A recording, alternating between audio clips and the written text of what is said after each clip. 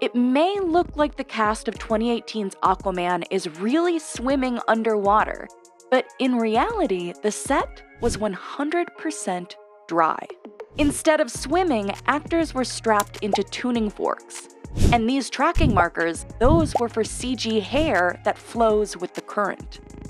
Underwater scenes force filmmakers to rethink every aspect of production, from details like stubble on stunt doubles to something as basic as whether the actors are going to get wet.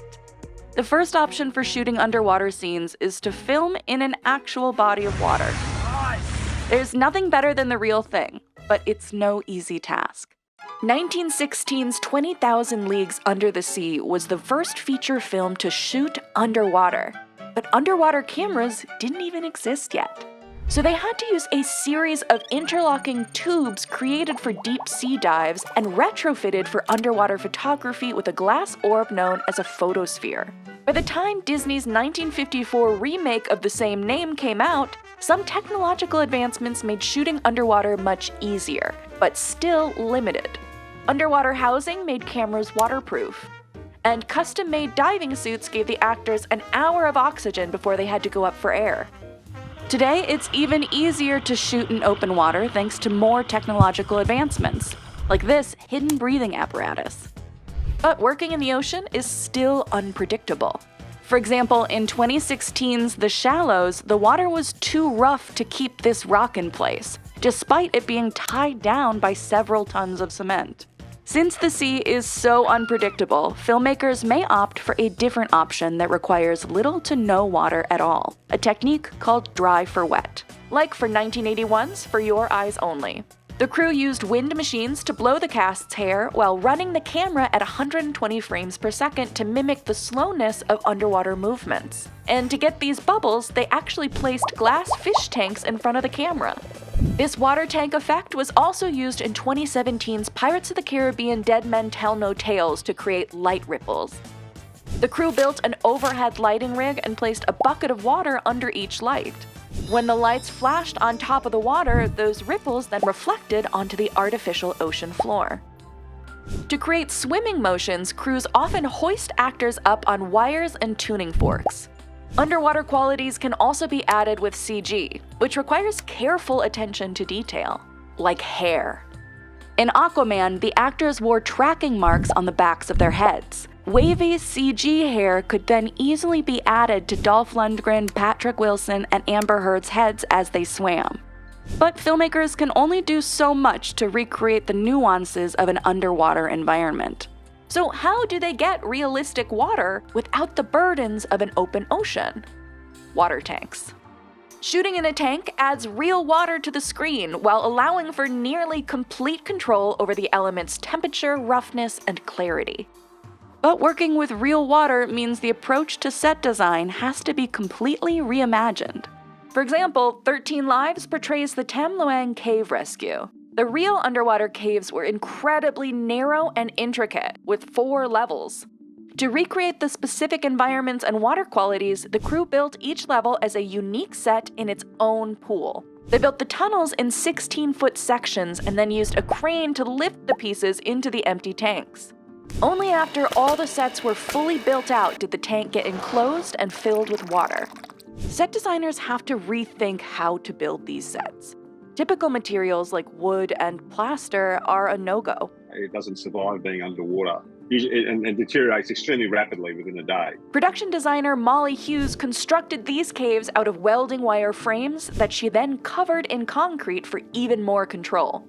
Choosing the right materials is trickier when a set is either partially submerged or floods during the scene. Molly made some of the stalactites and rocks out of foam. She had to coat those pieces in concrete and then bolt them to the floors and walls. Any pieces that would be submerged were given extra care. Molly added orange-red streaks in these underwater rocks for this moment when they're illuminated by one of the rescuers' headlamps. And all these areas were covered with waterproof sealant so the paint wouldn't fade too quickly. Another benefit of using a tank is the ability to add a filtration system, so the camera captures clear images. But having a murky element is actually much more realistic. So just like with the water elements in those dry for wet scenes, the murky effect had to be added after filming. And an even simpler way to make a tank look like open water? Film lots of close-ups. Because the closer you are to someone, the less particulate there is between the subject and the lens. With these three methods at their disposal, productions may opt to use a combination. While The Meg features lots of epic shots from a water tank, stunt performer Shane Bell estimates that 70% of it was filmed out in the open ocean. The Shallows was also shot in tanks and the ocean, which meant figuring out how to get the water to look consistent. So underwater cinematographer Simon Christides matched the two bodies of water through color grading. If we're in the tank, we can turn the water blue or green. We can adjust the color of the water. But what we can't adjust is the visibility. Now that we know where underwater scenes get shot, what about the people shooting them and acting in them? Figuring out which camera to use isn't as simple as taking a GoPro into a tank with you. When Simon worked on The Shallows, for example, he chose both his camera and equipment based on water conditions and depth. There's different tools for different parts of the water. Instead of having like a roller paint brush, I have a range of brushes to use. The deeper he goes underwater, the heavier his equipment will be. So when he had to shoot Blake Lively or the shark under the surface, he put his camera housing on a Sea Bob, an underwater jet that also helped propel the shark head used for VFX reference. It's basically an underwater jet, and they are so fast. The large camera allowed for smoother and steadier shots. But this heavy setup wouldn't work for shots that transition from out of the water to under the surface, like this one. Simon instead attached a lightweight camera to a crane capable of going underwater. We can be above water following her, and then we can dip it under the water up to about 2 meters, and then we can pull it back out again. Specific underwater sets can limit camera choice. In 13 Lives, the actors had to squeeze through tight underwater tunnels, so it would have been challenging to use a camera as big as the one he used in The Shallows. So he utilized sleeker and smaller camera housing, like in these POV shots. Simon gave the actors mini cameras to hold as they squeezed through. The cameras were attached to these small handles to eliminate any shakiness. And when it came to the tunnels in 13 Lives, he knew the space was so narrow that his feet would be touching the ground. So instead of fins, he wore these rubber shoes so he could move smoothly while carrying his camera housing. While Simon wears diving gear behind the camera, the performers in front of the camera need to be in costume. And these costumes also need to hold up to the rigors of underwater filmmaking. Take this scene from 2017's Kong Skull Island. Because Brie Larson falls into the water, she's wearing her normal clothes, including these heavy boots, which prevented her from lying completely flat while sinking. So Shane said they lined Brie's boots with foam to make them lighter and more buoyant. Costumes can be even more of a nuisance when a character is swimming underwater, like The Rock had to do in 2015 San Andreas. The heavier the clothes, the more energy and oxygen you use trying to swim. You can't really use your feet to kind of swim around. You got to use your legs as a whole. So you're using your legs as a whole, like you're doing breaststroke to try to push you along, or you're using your arms to grab things to pull you along. Because he wasn't connected to any oxygen, The Rock had to do short takes while holding his breath. Compare that to this underwater moment in Extraction. Thanks to a much lighter outfit, the actor could hold his breath for up to 3 minutes.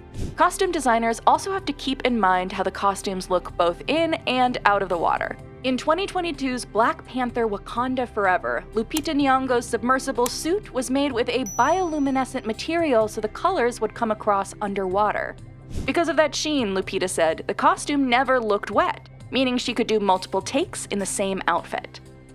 Every tiny detail needs to be thought through, even the facial hair on a stunt double, like when Shane had to match Jason Statham's look when doubling for him on The Meg. The makeup team couldn't glue fake stubble to his face like they normally would, as it would come off in the water. So instead, they applied a 3D transfer tattoo of stubble to his face. Filmmaking is already a feat of detail-oriented work. When you add water, it multiplies. Everything that works for dry scenes no longer applies. And no matter how much you prepare, So you've got to kind of figure out the bits and make those decisions on the day sometimes. Everything's very easy above water for me.